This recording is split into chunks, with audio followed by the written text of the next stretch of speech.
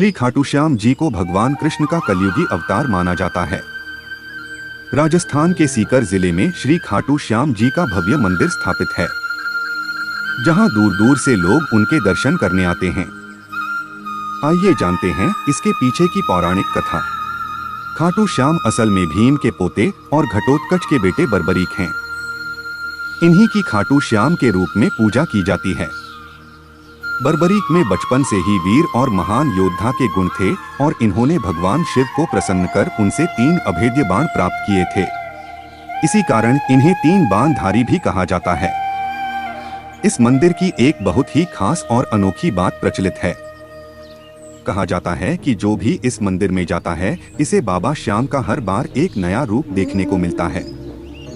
कई लोगों को उनके आकार में भी बदलाव नजर आता है। बर्बरीक कैसे बने खाटू श्याम? महाभारत के युद्ध के दौरान बर्बरीक ने अपनी माता अहिलावती के समक्ष इस युद्ध में जाने की इच्छा प्रकट की। जब मां ने इसकी अनुमति दे दी तो उन्होंने माता से पूछा, मैं युद्ध में किसका साथ दूं? इस प्रश्न पर माता ने विचार किया कि कौरवों के साथ तो विशाल सेना, स्वयं भीष्म पितामह, गुरु द्रोण, कृपाचार्य, अंगराज, कर्ण जैसे महारथी हैं। इनके सामने पांडव अवश्य ही हार जाएंगे। इसलिए उन्होंने बर्बरीक से कहा कि जो हार रहा हो तुम उसी का सहारा बनो। बर्बरीक ने माता को वचन दिया कि वह ऐसा ही करेंगे और वह युद्ध भूमि की ओर निकल पड़े। भगवान श्री कृष्ण युद्ध का अंत जानते थे, इसलिए उन्होंने सोचा कि अगर कौरवों को हारता देखकर बर्बरीक कौरवों का साथ देने लगा तो पांडवों का हारना निश्चित है। तब श्री कृष्ण ने ब्राह्मण का वेश धारण करके बर्बरीक से उनका शीश दान में मांग लिया। बर्बरीक सोच में पड़ गया कि कोई ब्राह्मण मेरा शीश क्यों मांगेगा।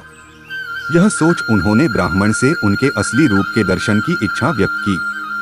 भगवान श्री कृष्ण ने उन्हें अपने विराट रूप में दर्शन दिए। इस पर उन्होंने अपनी तलवार निकालकर श्री कृष्ण के चरणों में अपना सिर अर्पण कर दिया। श्री कृष्ण ने तेजी से उनके शीश को अपने हाथ में उठाया एवं अमृत से सींचकर अमर कर दिया।